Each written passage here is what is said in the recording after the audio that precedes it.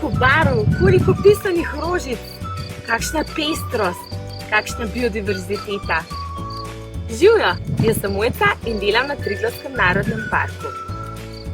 Žuželke so zelo pomembni opraševalci. Poleg čebel in šmrljev veliko dela opravijo tudi metulji.